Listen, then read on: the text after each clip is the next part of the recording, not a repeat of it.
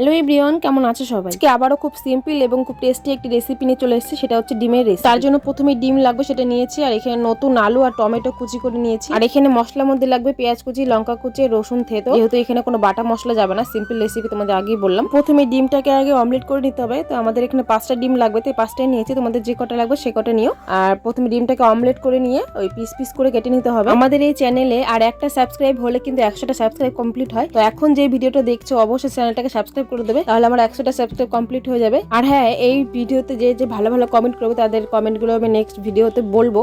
তো ঝটপট ভালো ভালো কমেন্ট করো। তো এখানে আমার ডিম অমলেট করা কমপ্লিট, পিস পিস করে কেটে নিয়েছি অমলেট করে। তারপর এখানে তেল দিয়েছি, তেলে শুকনো লঙ্কা আর তেজপাতা দিয়ে গোটা জিরে ফোড়ন দিয়েছি। তো তারপরে যে মশলাগুলো ছিল পেঁয়াজ কুচি, রসুন কুচি আর লঙ্কা কুচি, তো তার মধ্যে প্রথমে রসুন কুচিটা দিয়ে একটু ভেজে নিয়ে তারপরে পেঁয়াজ আর লঙ্কাটা দিয়ে ভালো করে কষিয়ে নেব। এই পেঁয়াজ রসুন এগুলো ভালো করে ভাজা হয়ে গেলে, মানে এতে হালকা হালকা তেল ছেড়ে দিলে তখন সেই টমেটোটা দিয়ে টমেটো কুচিটা দিয়ে ভালো করে আর একটু কষিয়ে নিয়ে তারপরে আলুগুলো দিয়ে দেবো। তো চলো এই মশলা কষাতে কষাতে একটা কমেন্ট পড়া যাক। কুমার ঘোষ এই দিদি ভাই কমেন্ট করেছে, যদি হয় তাহলে দুজনকে খুব সুন্দর দেখতে লাগছে, খুব ভালো লাগলো ভিডিওটা।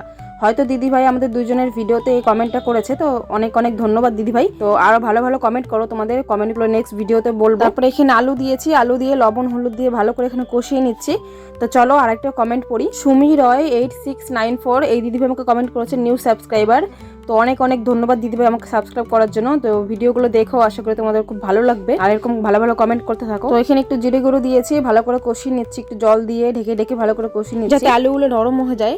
আর তোমাদের এই শীতের আলু কেমন লাগে খেতে, শীতের এই নতুন আলুগুলো কেমন লাগে অবশ্যই কমেন্ট করে জানাবে। আমার তো দারুণ লাগে শীতের নতুন আলুগুলো।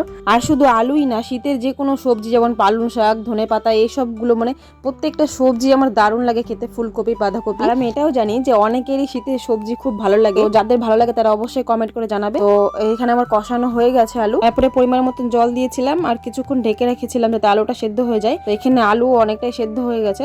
তো এখানে খুন্তি দিয়ে কিছুটা মানে আলু গালিয়ে দেবো, না হলে তো শীতের আলু সহজে গলতে চায় না, একটু শক্ত হয়ে থাকে আর তরকারিটা বেশ আঠা আঠা টাইপের হয় না, কেমন যেন ছাড়া ছাড়া হয়ে থাকে। তার জন্য এখানে খুন্তি দিয়ে গালি দিচ্ছি। আর এখানে লবণটা একটু চেক করে নিচ্ছিলাম যে লবণটা ঠিকঠাক আছে কিনা। তো না, দেখলাম একটু কম আছে লবণ। তো এখানে লবণটা দিয়ে তারপরে সেই ডিমগুলো মানে ভাজা ডিমগুলো এখানে দিয়ে দিতে হবে। ভাজা ডিমগুলো দিয়ে বেশি নাড়ানো যাবে না, কারণ ডিমগুলো ভেঙে যাবে, তখন আর ভালো লাগবে না খেতে।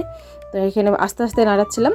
তারপরে নামানোর আগে একটু মানে গরম মশলা দিয়ে নামিয়েছি। তো তোমরা এই রেসিপিটি বাড়িতে কিন্তু অবশ্যই ট্রাই করবে, খুব সিম্পল একটি রেসিপি, আশা করি তোমাদের খুব ভালো লাগবে। তো দেখা হবে নেক্সট কোনো ভিডিওতে, বাই। আর আমার এই মানে রান্নার ভিডিওগুলো তোমাদের কেমন লাগে সেটাও একটু জানাবে। আর ঝটপট ভালো ভালো কমেন্ট করো যাতে নেক্সট ভিডিওতে তোমাদের কমেন্টগুলো নিতে পারি। তো তোমাদের এই রেসিপিটি কেমন লাগলো অবশ্যই কমেন্ট করে জানাবে। দেখা হবে নেক্সট কোনো ভিডিওতে, বাই।